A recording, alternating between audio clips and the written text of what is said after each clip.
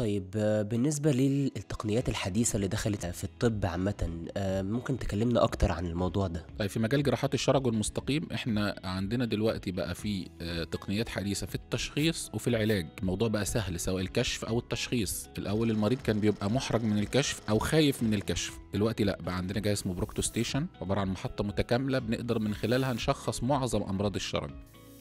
عالي الدقة، بنقدر نشوف قناة الشرج وصولا للجزء السفلي للمستقيم ونشخص أي مشكلة في المكان دوت. سونار شرجي بنشخص بيه ناسور شرجي، أورام تحت الجلد، خراج شرجي. عندنا مانومتري بنقيس بيه كفاءة أو قوة عضلات الشرج. فالكشف دلوقتي بقى سهل وبسيط باستخدام جهاز البروكتو ستيشن. كمان طرق العلاج بقت حديثة ومتطورة. زمان كان طرق العلاج أو الطريقة الوحيدة المتاحة للعلاج هي الجراحة التقليدية، فترات نقاهة طويلة، ألم شديد، مضاعفات خطيرة ممكن تدخل المريض في مشاكل كبيرة ويكرر العملية مرة واثنين وثلاثة. دلوقتي بقى عندنا طرق حديثة زي الليزر، الدوبلر، الفافت، الدباسة، الجراحة المتقدمة. كل دي طرق حديثة سهلت العلاج، وفرت على المريض وقت. مضاعفات كانت ممكن تحصل لا قدر الله، نسب النجاح اللي كانت قليلة جدا أصبحت دلوقتي عالية بفضل ربنا أولا، ثم التكنولوجيا الحديثة والطرق الحديثة في العلاج.